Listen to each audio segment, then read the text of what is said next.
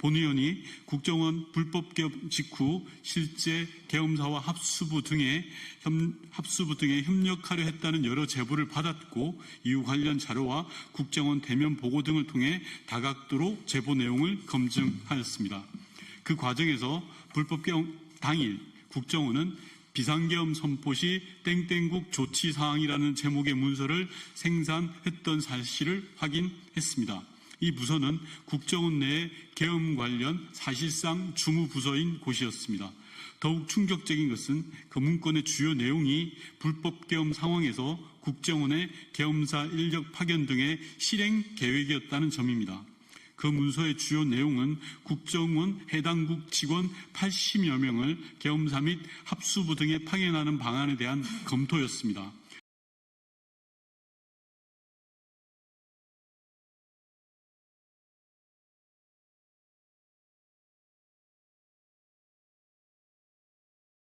하고 심지어 조사팀 구성까지도 새롭게 검토한 사실이 드러났습니다. 관련해서 지금부터 국회 정보위 소속이기도 하시죠. 더불어민주당 윤건영 의원님 만나보겠습니다. 어서 오십시오, 의원님. 네, 윤건영입니다. 예, 구로울의 윤건영 의원님 네. 나오셨습니다. 원래 자동인데.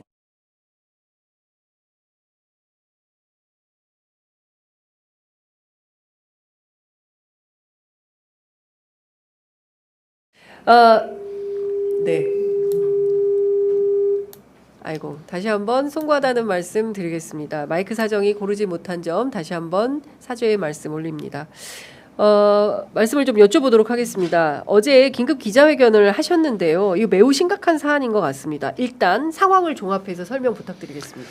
우선 그동안에는 국정원은 이번 불법 내란과 아무런 관련이 없다. 네.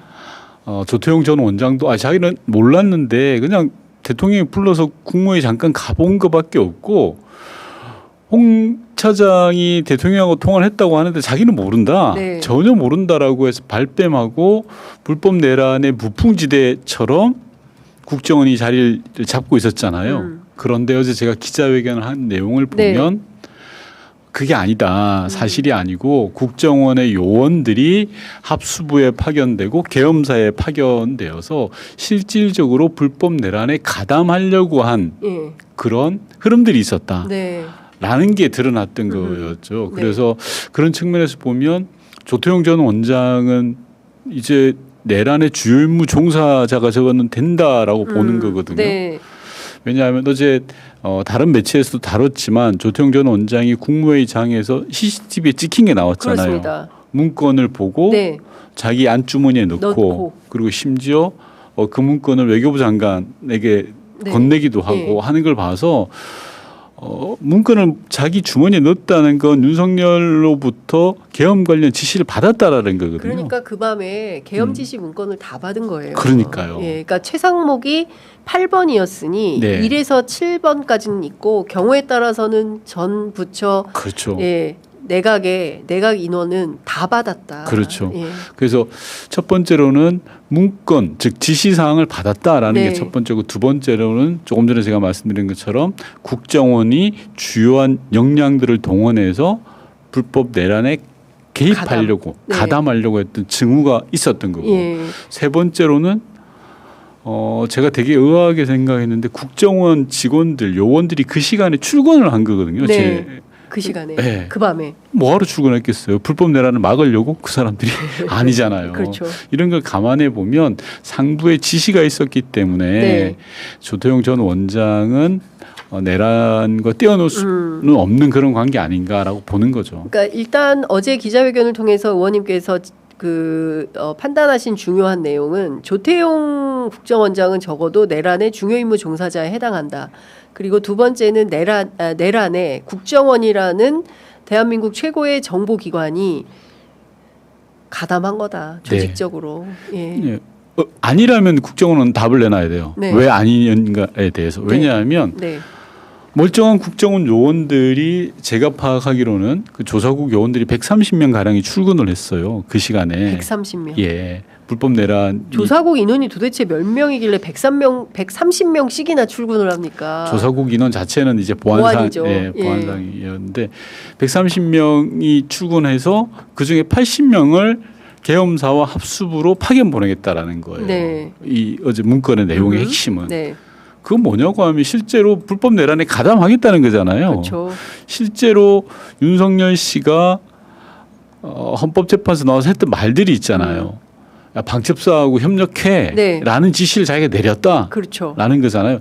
방첩사하고 협력해라는 게 뭐냐고 하면 이 우선 국정원의 조사국에 대해서 알아야 되는데 국정원 조사국은 옛날 간첩 잡던데요.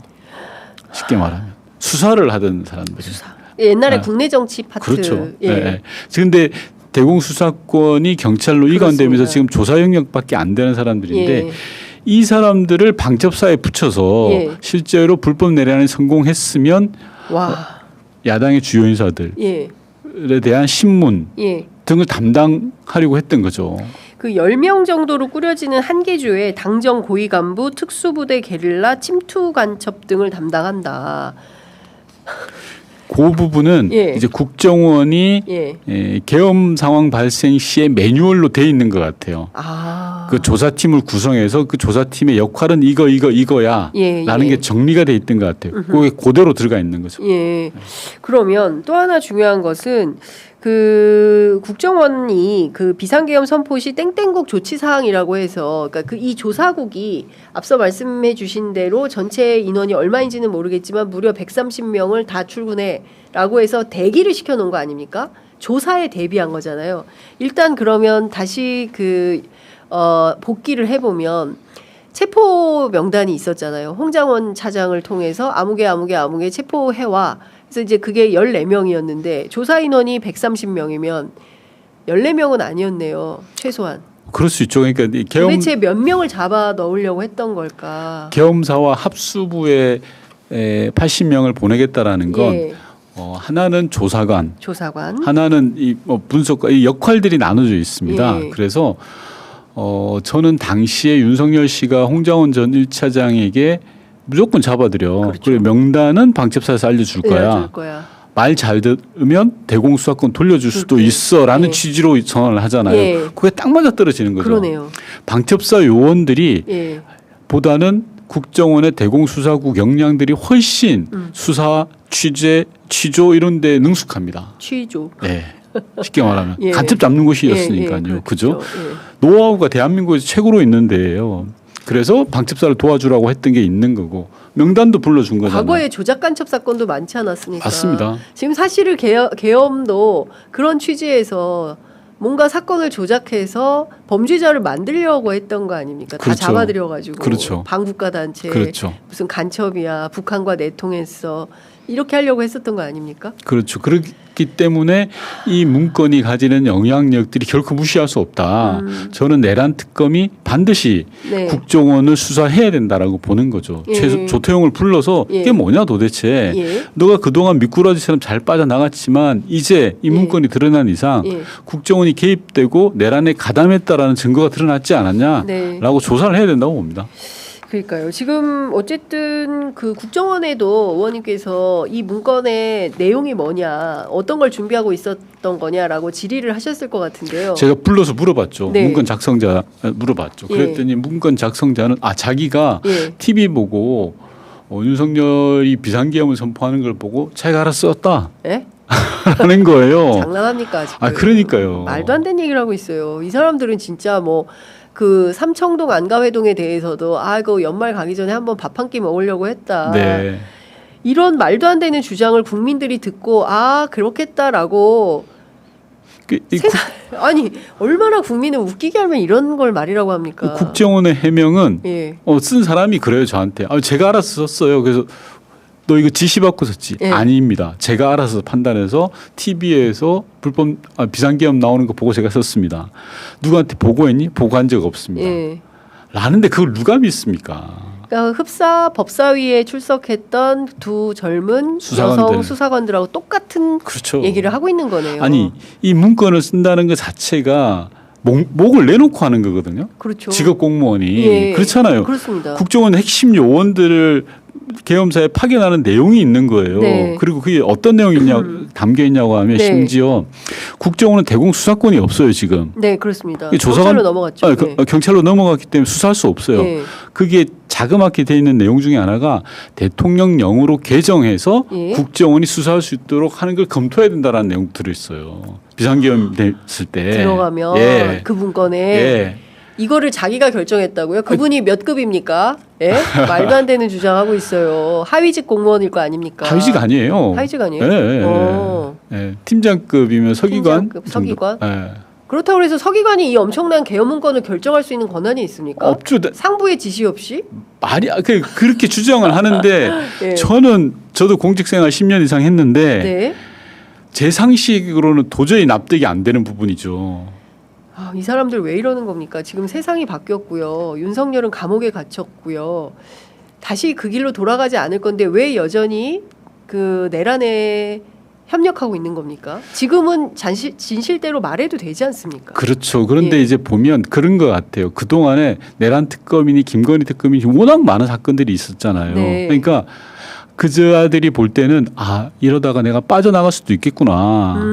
생각해보세요. 그동안에 국정은 무풍지대였어요. 바람 한 점 안 그렇죠. 불었어요. 제가 방송 와서 여러 번 이야기했는데 검찰도 무풍지대였어요. 예, 맞습니다. 검찰 관련. 예. 국정원 검찰이 무풍지대였단 말이에요. 예. 이러다가는 내가 한 일을 모르겠구나. 그냥 지나가겠는 걸? 네. 라는 유혹을 받았을 거라고 생각해요, 저는. 대충 여기서 적당히 뭉개고 때우면 네. 넘어갈 거야. 왜냐하면 이렇게 사건 많은데 설마 네. 나한테까지 그 화살이 오겠어? 그렇죠. 라는 생각을 가졌는데 갔습니다. 화살이. 예, 이거 이제 해명해야 돼요. 해명하고 책임져야 됩니다. 네, 수사해야 되고요. 예. 그 중요한 포인트는 당시에 12월 3일 그 밤에 검찰도 수사관을 투입하려고 했었던 거 아닙니까? 맞습니다. 국정원도 수사관을 투입하려고 했고 그러면 소위 합수부, 그러니까 합동수사본부에 방첩사뿐만 아니라 검찰, 국정원, 대한민국의 주요한 권력기관들이 대거 투입하려고 해서 이른바 이제 작전을 하려고 했던 거 아닙니까? 맞습니다. 예. 이제 거의 다 까졌고요. 네. 검찰만 남은 겁니다. 검찰. 자, 좀 전에 말씀했던 것처럼 경찰은 그 체포조 구성할 때 어떻게 한다라는 것도 나왔고요. 그렇습니다. 합수부 구성하면 어떻게 해야 된다는 예. 것까지 나왔죠. 예. 국정원도 이제 문건이 나왔어요. 예. 군은 뭐 당연히 방첩사 그렇습니다. 조까지 짰던 게 다 예, 나왔던 예. 거예요. 유일하게 나오지 않은 게 검찰. 나와야 됩니다. 검찰이 나와야 돼. 저는 검찰도 반드시 이런 계획을 수립했으라고 생각합니다. 검찰 내부에. 당연하지 않겠습니까? 윤석열이 검찰총장 출신이에요. 그러면 검찰은 자기 식구라고 생각할 거예요. 자기 식구 누군가에게는 미션을 줬고 그 미션을 수행했겠죠. 심우정 총장이 비화폰을 갖고 있지 않았습니까? 네. 그러면 이 비화폰을 가지고 그냥 뭐 점심 예약하고 이런 데 쓰진 않았을 거 그럼요. 아닙니까? 네. 예. 그리고 심우정 등 검찰이 김용현의 신병을 제일 먼저 확보하려고 난리를 친 배경이 있을 거 아닙니까? 당시 이진수. 네. 예. 그러니까 김용현의 신병을 확보해서 뭘 하려고 그랬겠어요? 예. 자기와 관련된 부분, 검찰과 관련된 부분에 대해서는 선을 그으려고 했던 거죠. 네네. 그렇지 않겠습니까? 그렇겠죠. 예. 네. 이게 지금 보니까 그냥 어리버리해서 뭐 감정적으로 욱해산 비상계엄이 아니고 철두철미하게 전체 대한민국 정부 조직을 총동원해서 그야말로 본인에 반대하는 모든 세력을 다 죽이려고 했던 네. 엄청난 살해 기획이다. 예, 저는 그래서 방송 때마다 이야기를 하는데 이 비상계엄 불법 내란과 관련해서는 철저하게 기록을 남겨야 됩니다. 네. 빠짐없이. 그래서 제가 이번 국정원 문건도 집요하게 들여다봤던 것이고요. 남아있는 검찰에 대해서 집요하게 들여다봐야 됩니다. 그래서 다시는 이런 일이 벌어지지 않아야 되잖아요. 그렇습니다. 기록에 남겨서 박제해서 이게 잘못된 일이고 엄벌에 처하는 거야 예. 라는 걸 우리 국민 모두가 알아야 돼요. 어제 장동혁 대표가 여야 대통령 네. 그 오찬 회동에서 대충 그냥 넘어가자는 거 아닙니까? 특별재판부도 하지 말고 검찰 기관 뭐 그 자체를 자신들에 대한 탄압이라고 계속 주장을 하고 있고 뭐 과거의 일에 얽매여서 뭐 이런 얘기를 지속적으로 하고 있습니다. 협치가 되겠습니까? 협치란 건 다른 부분인 것 같아요. 예. 일단 그자들이 나오는 전략과 전술은 뻔합니다. 첫 번째 침대 축구 하겠죠.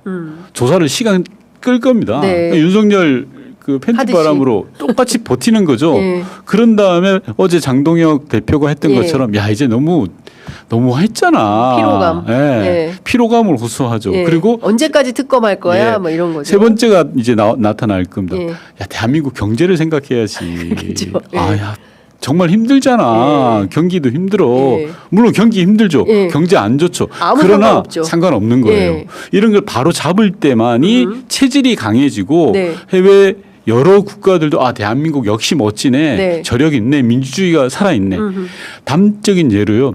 2017년 문재인 정부가 출범하고 문재인 네. 대통령이 해외 순방을 다녔을 때 네. 해외 정상들이 이야기했던 게 코리아 넘버원을 외쳤습니다. 네. 그게 뭐냐고 하면 촛불이에요. 그렇습니다. 지금도 마찬가지일 거예요. 이재명 네. 대통령이 해외 순방을 가면 해외 정상들이 야 역시 대한민국이야라고 이야기하는 부분이 뭐냐 민주주의거든요. 그 민주주의 힘이 저는 최고라고 생각합니다. 네. 자, 그 민주주의 힘을 또 한번 저희가 빛의 혁명으로 탄생을 시켰는데요. 아마 이제 이번 달에 있을 유엔 연설에서 이재명 대통령은 과거에 문재인 대통령이 촛불 말씀하셨듯이 빛의 혁명을 세게 강조하실 거다라는 생각이 좀 듭니다. 그리고 또 의원님께 여쭤보고 싶은 것은 그 당시에 홍장원 차장이 2차 계엄 선포나 2차 군사 개혁 가능성이 있다. 그러니까 이제 1차로 안 돼서 2차, 3차 내가 또 하면 돼라고 했었는데 이 국정원이나 군을 동원해서 반드시 이걸 하려고 했던 증좌가 있다 이렇게 보십니까? 마음은 먹었던 것 같아요. 마음을 먹었다. 예, 제가 불법 내란 국정조사 특위위원으로서 국방부 합참 소위 말하는 작전통제실에 예. 갔을 때 그 안에서 윤석열이 한참 동안 있다 나오거든요. 예. 그때가 우리 국회가 비상계엄 해제 결의안을 처리하고 그 와중이었습니다. 야, 법 가지고 와봐. 네. 라고 해서 법령을 갖다 놓고 윤석열이 고민을 했겠죠. 이 상황에서 어떻게 할까? 네. 다시 2차로 할까? 라는 고민을 하고 아마 주변과 상의했을 가능성도 저는 분명히 있다고 봅니다. 네. 아유, 생각만 해도 진짜 소름이 돋고 만약에 비상계엄이 성공했다면 의원님은 이승에 안 계시겠죠. 이절이 없죠. 네. 네. 아유, 좀 생각할수록 너무 끔찍하다라는 생각이 좀 듭니다. 그리고 의원님께 이것 좀 여쭤볼게요. 네. 지난 주말께 단독 보도가 두 가지가 더 있었다고 하는데 하나는 재임 시절에 전용기에 참이슬 프레시 페트 10병이 실렸다. 그리고 대통령 부부의 식사를 총괄하는 운영관의 요청으로 물품이 준비되었다. 이거 문건으로 확보하신 거라면서요? 네, 그렇습니다. 저는 그 얘기는 들었어요. 제가 대통령실 출입 시작하자마자 그게 이제 늘공과 어공이 있지 않습니까? 이제 늘 계시던 분들이 그 수송 차량으로 관저에 소주가 박스로 올라갔다. 그리고 그분이 즐겨 드셨던 거는 참이슬. 참이슬이 아니라 저거던데 테슬라. 그러네요. 참이슬과 테라를 섞어서 네. 그 소폭을 마셨고 술이 안 깨면 군의관이 올라가서 링거를 놔줬다. 제가 이제 그 윤석열 내외와 관련해서 뭐 관저든 여러 가지 의혹들 제보 받고 네. 한 1년 전부터 이렇게 제보 받고 이렇게 공개를 한 것 같은데요. 네. 대부분 사실로 드러났죠. 그러니까요. 싹 다 사실입니다. 네. 예. 참 절망감을 느껴요. 이번 거는. 그러니까 술이잖아요. 이게. 야, 이걸 어떻게 할까? 이걸 공개해야 되나? 그러니까 요지는 그겁니다. 앞서 말씀하신 것처럼 대통령 내외 부식, 음식을 담당하는 운영관이라는 직제가 있는데 그 사람이 전용기에 대통령이 머무는 곳에 물품을 주문을 해요. 네. 그 중에 참이슬 프레시 PT병으로 10개를 주문을 한 거예요. 이게 페트병에 뭐 얼마나 한 거예요? 큰 것도 있고 작은 것도 있더라고요. 작은 것 근데 어떤 건지는 제가 확인을 못 했는데. 설마 뭐 담금주? 정말. 네. 그래서 이거 참 절망스럽죠. 네. 너무 창피해요. 네. 진짜 너무 창피해서 세상에 대통령 뭐 출근도 제대로 안 했지만 네. 이런 사람이 국정을 맡아가지고 그리고 뭘 잘했다고 저렇게 뻔뻔하게 버티고 있는 건지 그렇죠. 정말 너무 부끄럽다라는 생각이 좀 들고요. 그 김성훈 경호처장이 네. 2,500만 원 들여가지고 석방된 다음에 한남동 가리려고 나무 심기 행사 2,500만 원 아니에요. 얼마입니까? 그 2억이 2억. 넘게 들었어요. 아, 2억 2,500이군요. 예. 그것 또한 심각한 건데 네. 윤석열이 이 석방되죠. 예. 1차 석방되잖아요. 예. 검찰이 항소를 포기하면서. 그러면서 김성훈이 제일 먼저 한 게 한남동 관제를 가려버리는 거예요. 그런데 여기에서도 또 주요한 포인트가 하나 있습니다. 네. 애초 계획은 한 1억 정도 들여서 예. 인공 대나무로 가리려고 했어요. 인공 대나무. 네, 대나무를 그냥 심으면 오래 걸리고 예. 그렇지 않습니까? 그러니까 인공으로 만드는 대나무로 예, 가리겠다라고 했는데 예. 그게 불과 며칠 만에 그 계획이 바뀌어요. 2억 2,500짜리로. 예. 즉 누군가가 지시를 내린 거죠. 저는 김건희? 그게 김건희 아니면 윤석열이라고 보는 거죠. 왜냐하면 야, 무슨 인공 대나무야. 똑바로 된 걸로 심어. 그렇죠. 제대로 해. 제대로 해 하려면. 네. 예. 그런 게 없이는 잘 아시다시피 공직 사회에서 1억이 넘어가는 결제가 올라가고 이미 사인까지 했단 말이에요. 네. 근데 그걸 다시 수정을 해요. 2억 2,500으로 제대로 하는 걸로 완전히 덮어버리라는 식으로. 참나. 얼마나 디테일합니까? 그러니까요. 자기 거에 대해서는. 그러니까요. 그러니까 그 IMS 모빌리티의 그 갑자기 이름이 생각이 안 나는데 그 김건희 씨 누나라고 네. 하면서 도와줬다는 10원 하나도 챙기는 사람이다. 김건희는. 그러니까 그게 적확하게 맞아 떨어지는 대목이 섬세하죠. 아닌가. 섬세하게 디테일하고. 디테일을 네. 다 챙겨서 해먹는다. 이런 네. 생각이 좀 듭니다. 의원님 시간이 다 됐는데 이거는 여쭤봐야 될 것 같아요. 이준석 의원이 페이스북에 무슨 얘기를 썼냐면 지금 그 조지아주 이민당국에 네, 조사받고 지금 속보가 들어온 거에 따르면 내일 우리 비행기 대한항공 비행기가 전세기가 내일 애틀란타로 가서 그분들을 이제 모셔온다는 건데요. 이준석 의원이 이런 얘기를 했습니다. 이재명 대통령을 향해서 외교를 좀 대국적으로 해라. 조태용 전 국정원장은 한국 외교 라인에서 손꼽히는 미국통이다. 지금 내란 특검에 불려 다니고 있을 때가 아니다. 어떻게 생각하십니까?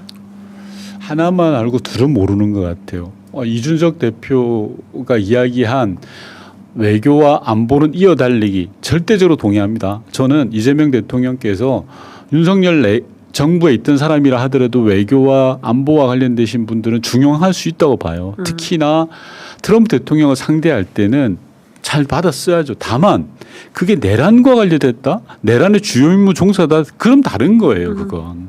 조태용만이 그 역할을 할 수 있냐? 아니, 대체제 많아요. 맞습니다. 예. 예. 그래서 이전 정부에서 열심히 하셨던 분 쓰셨잖아요. 예. 농림부 장관이잖아요. 그렇죠. 예. 그래서 국정 운영은 이어달리기다라는 걸 몸소 보여준 게 이재명 대통령이잖아요. 예. 예. 저는 이준석 대표가 그렇게 이야기해서는 안 된다고 생각해요. 정말 하나만 알고 둘 완전히 모르는 거죠. 그러니까 이 자체로 보면 이제 개혁신당이 또 어떤 얘기를 했냐면 이제 조지아주에 대해서도 그때 불법 체류 단속한 것에 대해서도 700조나 퍼주고 얻은 게 쇠사슬이냐 뭐 이제 이런 식의 비난을 했어요. 근데 저는 이런 식의 국내 정치 발목 잡기 행태가 야당의 본질인가? 그건 아니지 않나라는 맞습니다. 생각이 좀 듭니다. 정말 대국적인 정치를 야당이 해야 되는 거 아닌가? 외교 안보는 이어달리기 맞다니까요. 예. 그런데 그런 식으로 국내 문제를 가지고 예를 들어서요. 조금 전에 말씀하셨다시피 그 300분의 우리 국민들을 모셔오지 못했으면 난리 났을걸요. 네. 봐라 이재명 정부 이게 뭐 하는 짓이냐라고 그래서는 안 됩니다. 이럴 때는 묵묵히 정부가 뭘 하는지 지켜보고 네. 힘을 줘야죠. 네. 어려운데 네. 왜 뒤에서 발목을 잡습니까? 의원님 그 외교안보 전문가시니까 끝으로 이거 한 가지만 여쭤보겠습니다.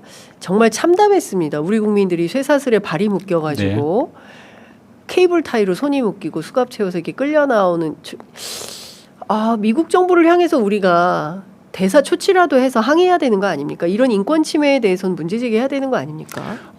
전 당연히 해야 된다고 생각합니다. 네. 다만 우리 국민들의 안전이 볼모로 잡혀 있잖아요. 네.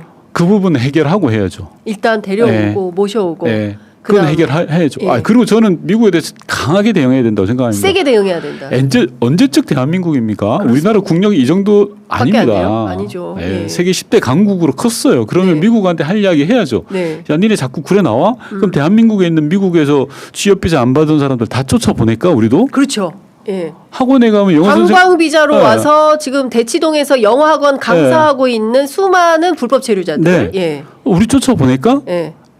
라고 이야기할 수 있다 봅니다. 저는. 예. 그래서 다만 앞서 이준석 대표처럼 그렇게 할 게 아니고요. 예. 국민의 안전을 확보해야죠. 일단 그게 그건 잘한 거라고 생각합니다. 예, 예. 그리고 이재명 대통령이 나서지 않은 것도 잘한 겁니다. 네. 협상하는 과정에서 나서면 안 됩니다. 네. 그건 기본입니다.